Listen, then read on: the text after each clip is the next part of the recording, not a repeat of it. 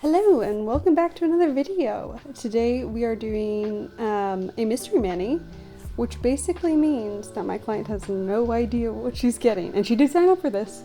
This is a service I offer, which is really fun for those who A, can't be bothered to make a choice, B, just want me to do whatever I feel like doing, or just love a surprise. I have like a variety of clients who pick a mystery mani for all different reasons. But I think this was the first mystery mani with this specific client. So yeah, super fun. I am filming from the client's perspective today. Doesn't it feel like you're getting your nails done?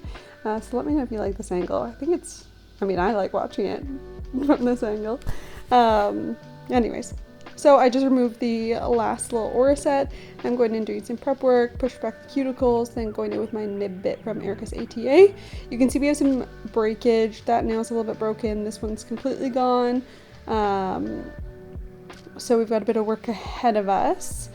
One thing I want to talk about too is just like nail lengths with clients. Obviously, if we're speaking like nail beauty standards, all the nails are going to be the same length, whatever.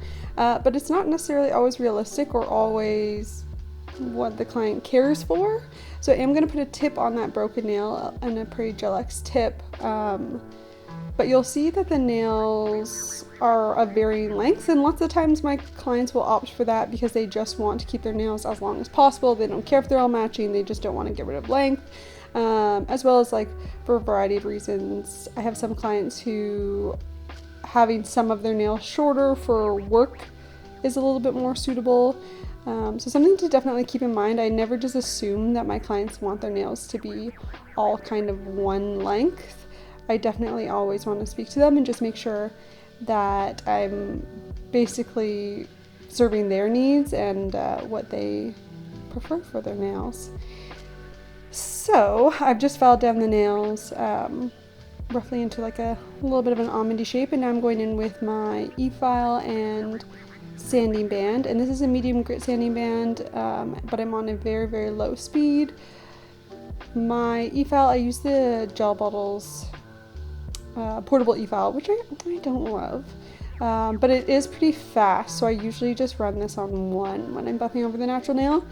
There is also a little bit of product still on the nail, so I'm going over that as well. So you can see I do quite a bit of work right here on the thumb, but that's not on the natural nail. I would never do that much filing on the natural nail just to protect it. I just lightly touch the natural nail. And now I am going in with a builder. I believe this is Teddy from the Gel Bottle. Now this client, I believe she was only booked in for a gel mani with gel mystery mani, but I knew I was going to do a chrome base, and chrome really prefers to have a bit of strength.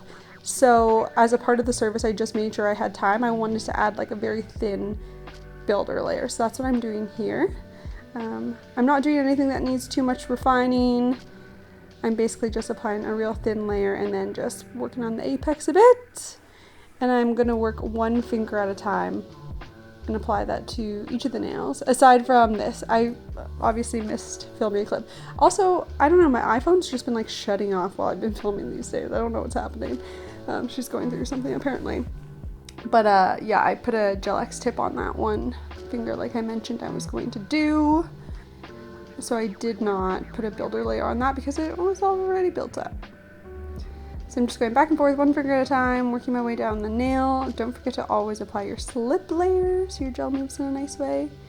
I do love the Gel Bottles builders. I more often use the Icegel builders, but because I knew that this was my last set with this client before she moved away for a bit, this is a soak-off gel and comes off really, really nicely.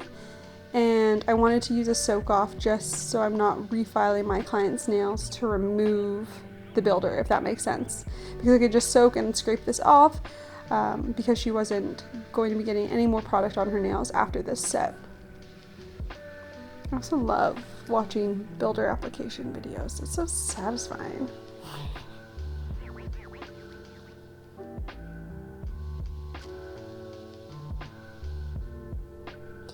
Now I'm going in with, I think it's electric blue or bolt. I can't remember. It'll be, I'll have it down below. but this is one of my favorite blues from the gel bottle.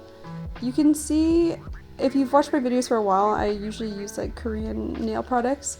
You can see the consistency difference. The gel bottle is quite a thin consistency, which is good if you're trying to keep your nail shape super thin, but you do have to build up coverage quite a bit. I'm going to end up doing 2 coats. Sometimes with their products I find I can do 3, whereas with a lot of Korean gels it's like a one and done situation. The coverage is so good. But you can see I get a good amount of coverage out of 2 coats here, and this color is really beautiful.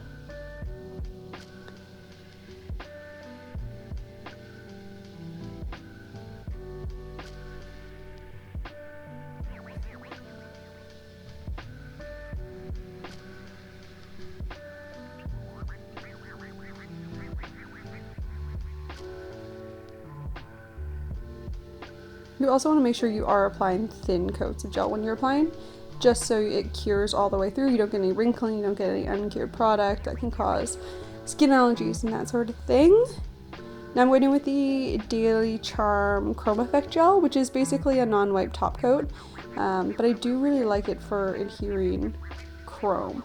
Not that it's tacky, but I feel like it has a bit more tack than other chrome gels I've used. I'm not sure. I've gone through quite a few bottles of it now. I really like it, so this is the one I always opt for. I do have the Icegel, because this is an Icegel Chrome I'm using now.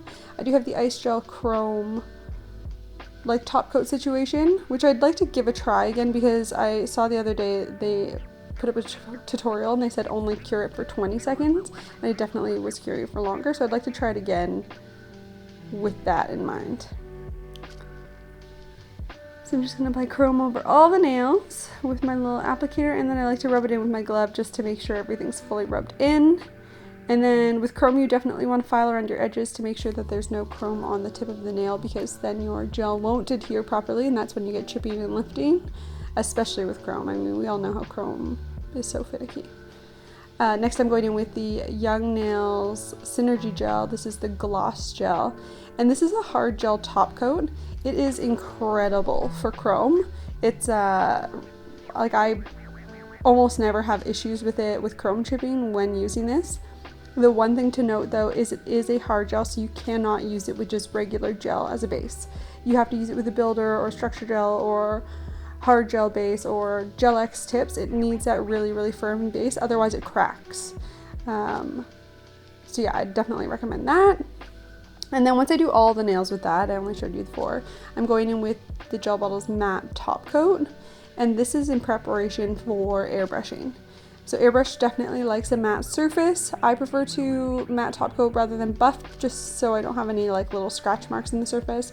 I like a very smooth surface when I'm airbrushing, ideally. So I'm just going to go in with that, and then I'm going to get my client to cure for 99 seconds, which is low heat mode, before we jump into the airbrushing. Now I use an acrylic paint airbrush, so it is fine if you get it on the skin, it's water soluble.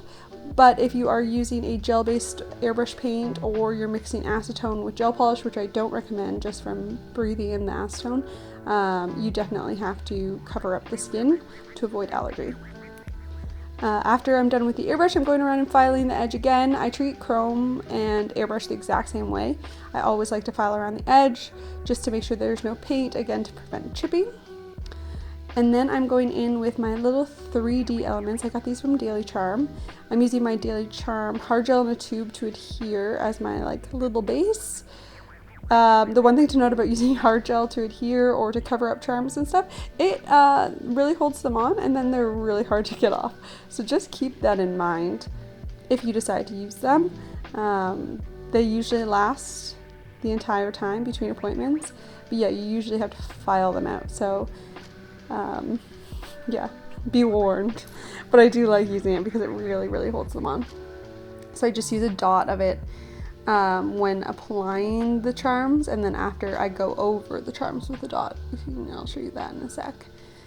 But I do really like these little aura bubbles. They're so cute. Also, note how the base color looks like purpley now.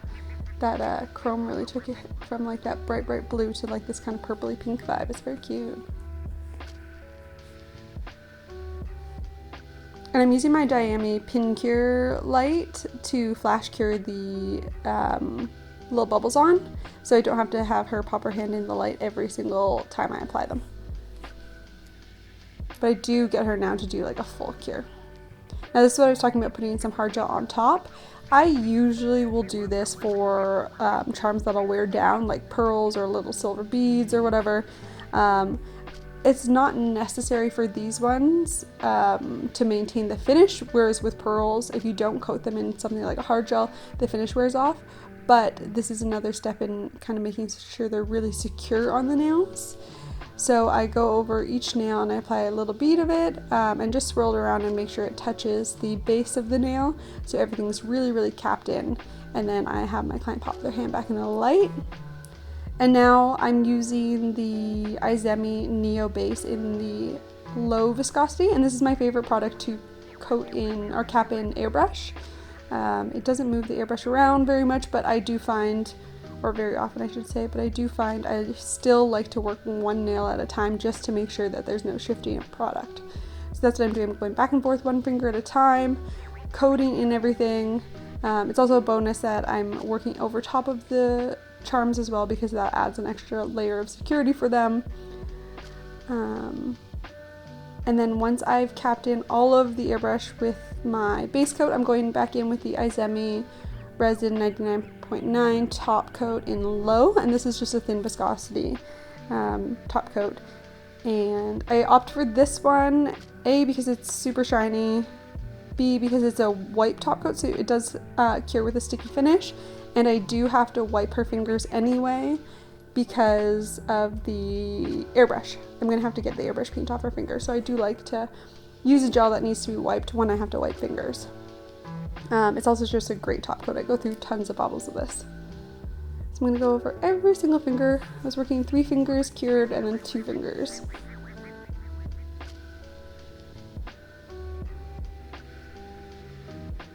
And then just giving everything a good wipe down. I'm just wiping down with alcohol.